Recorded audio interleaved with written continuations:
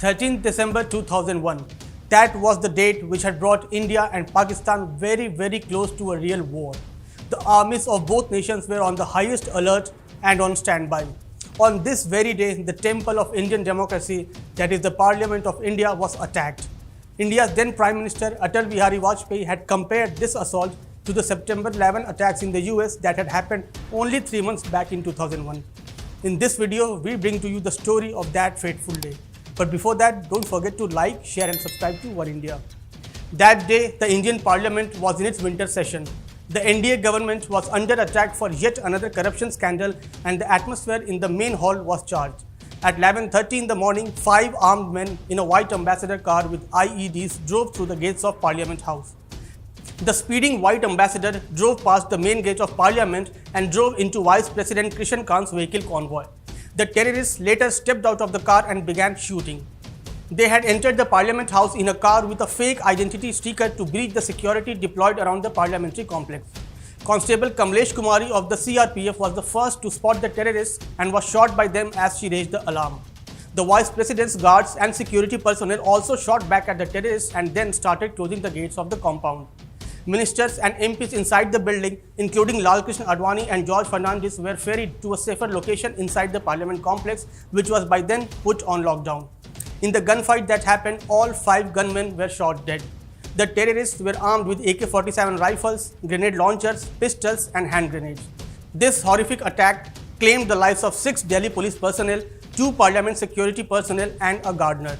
Since the winter session of the Parliament was going on, therefore several people from the media were present on the premises during this attack. The entire gunfight was broadcast live on the news channels. On December 14, the day after the attack on the Parliament, the special cell of Delhi police claimed it had tracked down several people suspected to have been involved in the conspiracy. A day later, it announced that it had cracked the case. The police said the attack was a joint operation carried out by 2 Pakistani-based terrorist groups, Lashkar-e-Toiba and jaish-e-Mohammad. 12 people were named as being part of the conspiracy. Ghazi Baba of the Jaish, Maulana Masood Azhar, also of the Jaish, Tariq Ahmed and 5 slain terrorists were among them. 3 Kashmiri men, S.A.R. Gilani, Shaukat Hussain Guru and Muhammad Afzal were arrested in connection with this. Shaukat's wife, Afsana Guru, was also arrested. In the tense days that followed, Parliament was adjourned. On December 21st, India recalled its High Commissioner from Pakistan, suspended air, rail and bus communications and banned over flights. It put into motion a massive mobilization of its war machinery and moved more than 500,000 troops to the Pakistan border. Foreign embassies evacuated their staff and citizens, and tourists travelling to India were issued cautionary travel advisories. The world watched with bated breath as the subcontinent was taken to the brink of a nuclear war. While all the 5 terrorists were killed and several others jailed for facilitating the act, the attack created massive unrest among Indians. While Pakistan denied having funded Lashkar-e-Toiba and jaish-e-Mohammad, the Western media speculated the possibility of an all-out nuclear war between the 2 countries.